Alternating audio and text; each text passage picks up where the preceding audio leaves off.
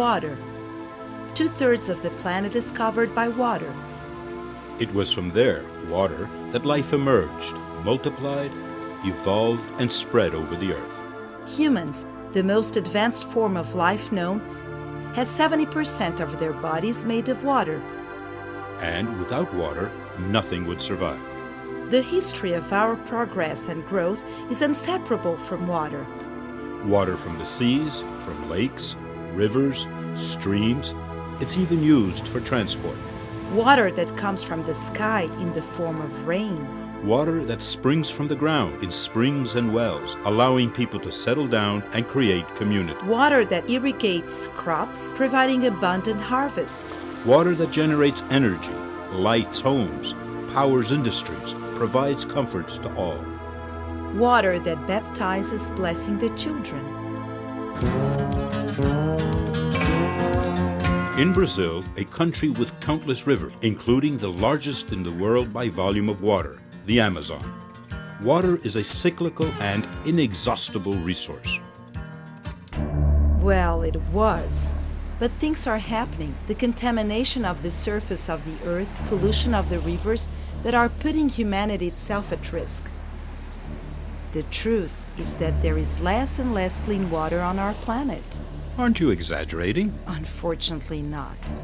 Look at São Paulo, for example. Here, water comes from the watershed of the Upper Tietê. This river, whether or not you know, begins as trickles of crystal clear water up on the Serra do Mar and then becomes streams and rivers. Even when it reaches Mogi das Cruzes, it's still quite pure, with enough oxygen to support fish. Okay, but then what? Then, the Tietê River flows through São Paulo and becomes completely polluted. And it's no surprise. There are 15 million people and more than 40,000 industries.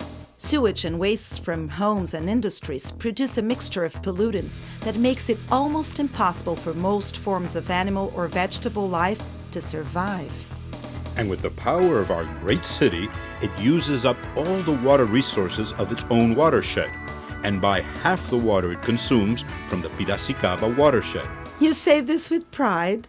We pay for this, don't we? It creates income for cities around São Paulo. You can't put a price on health. The watershed of the Upper Tietê would have enough water for its inhabitants if it were managed properly with a little effort from everyone. And above all, water is a spiritual good, and to destroy it has a cost for humanity as a whole. I'm sorry, but now you are exaggerating. How can someone destroy water? There are many ways. We can see one of them every day. It's a result of the unregulated growth of the city. They are creating subdivisions, and the city sprawling in all directions with no planning, in places that should be preserved for the public interest. Look at the extreme north of the city. The favela is advancing towards the Cantareira forest. And now look at the south, at the reservoir, and see what's happening. People have to live. They have to do something, to build, so people are leaving for the headwaters. Tell me where there's a neighborhood in São Bernardo where a worker who earns 1 or 3 minimum salaries can buy a piece of land to build a house that's not in the headwaters area. There isn't any, is there? So here I am, as you can see. No, it's not easy, but with time, everything will work out. Will it? That's what they've been saying for decades. But there are other serious problems in the city involving water that will plague the population for a long time. The floods, for example. And there's still a need to channelize and cover over the waterways in some neighborhood. Isn't this the cause? The cause? The causes, you should say. Because they vary. Lack of vegetation cover, too much pavement, garbage plugging up the drainage pipes, streams and rivers simply filthy. We can take our choice. We all share part of the blame. The answer is to build huge storage pools. It's estimated that we need 50 of these to prevent floods in the metropolitan region of São Paulo. Do you know how much this would cost? And it won't last forever. Engineering won't always resolve a city's problems. Why not? E há previsão de chuva leve para esta noite em muitas cidades desses dois estados. There have always been floods in São Paulo. To combat them, there are other intelligent, efficient, and much cheaper solutions.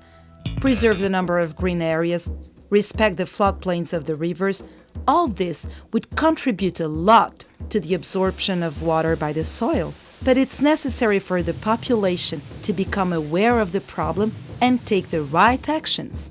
I think that technology will always provide solutions. But you're changing the subject. We were talking about clean water, not dirty flood water. Then I've got news for you. Rivers with good quality water are becoming more and more rare. And therefore, water treatment is getting more and more expensive. And we are throwing this water away without the slightest care or concern for the future. Look at you, making a scene again. A scene. Think about it. The same good water that we drink, chlorinated, fluorinated, is used to wash cars and patios, flush toilets, water lawns. It's a silly waste. In the future, it's possible that water of different qualities could be provided for different uses. And that's not all. It's not used rationally. At certain hours of the day, 8 at night for example, water consumption increases a lot. That's the time when I take a bath. Yes, you and another few million people all at the same time. Guess what happens? Consumption shoots up, and some people go without water. Guess who? Those in the periphery, where the water comes from. That's the first place to lose water when there's salt. When it's hot, there's not enough water pressure for the shower. There's only water in the faucet. Okay, but this is exactly why we need to produce more and more water, more reservoir, more modern pumping method, more advanced treatment technology. Yes, technology helps. But if this is treated as the only solution, it ends up being very expensive, both for the consumer and for nature. Water is not only quantity, but also quality, and especially rate of flow, which should be regulated flow of rainwater, flow of demands for consumption. With a little organization and control, there will be no shortage anywhere. What do you mean by control?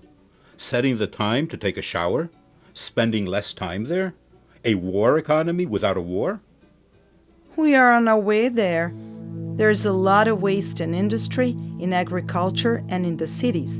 In São Paulo, 22% of the water is lost in the pipes. 10 years ago, no one spoke of banning the use of your car for 1 day a week. And today, this is a reality in the city of São Paulo.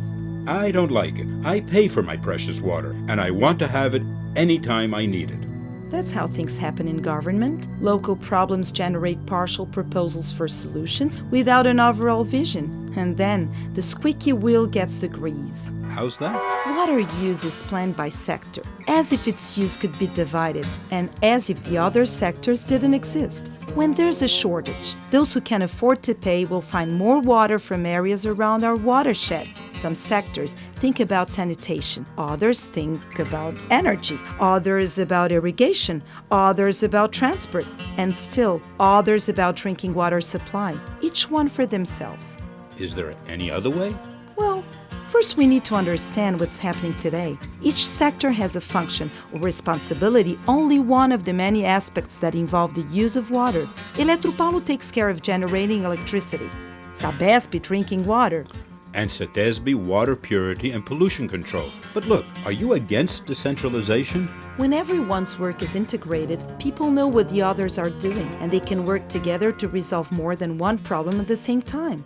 Otherwise, it becomes a mess. Projects, plans, ideas coming from everywhere, all with good intentions, but very fragmented with no coherence. You think that it would be much better if their work was coordinated with each other? I don't believe in governments. And if they are right, the next one comes along and spoils everything. It's not a question of government, it's a question of society. If there were participation, no government would undo the good things that are done. It depends on us, on you. On us? On me? How? If I don't know anyone and don't even work in the area? A space exists, the watershed committees, one for each watershed in the state of São Paulo. Their purpose is to allow the integrated management of watersheds to make the best use of the resources. Who participates in these committees? From civil society, there are environmental advocates, business people, farmers, labor representatives, and other interested in water use. There are also representatives of the government of the state of municipalities in equal proportions. Their objective is to reach a consensus in the management of water and its use, to meet the needs of all those affected. We are participating in the committee, working towards creating regulations, together with the technical staff of the Upper Tietê watershed.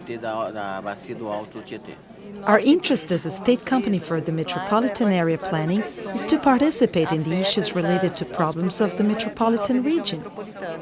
We are here because we don't want them to build a youth correctional institution in the Juqueri State Park.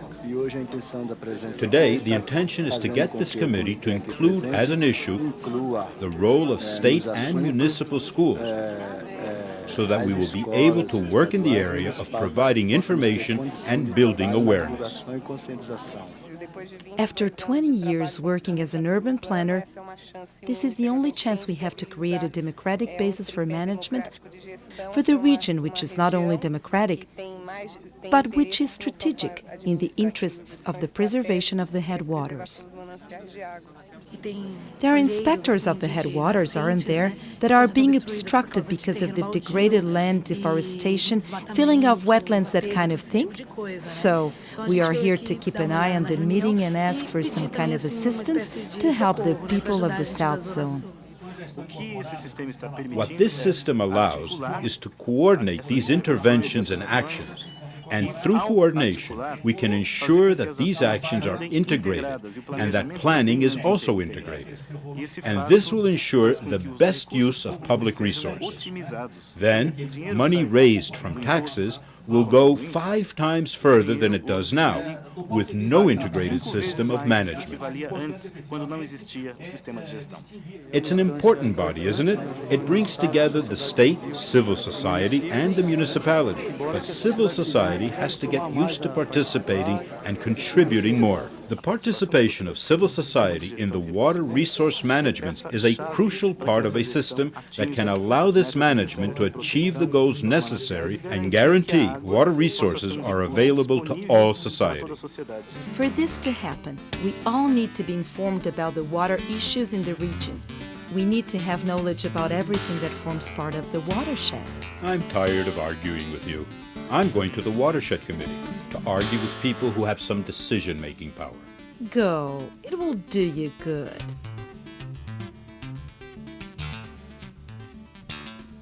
The participation of society is fundamental to overcome the economic focus on water management. We need to understand the various dimensions involved, cultural, scenic, religious, political, so that we can make the connection of the problems and social actors. And through participatory and democratic instruments like the watershed committees, we can build sustainable societies, societies with social justice and environmental integrity.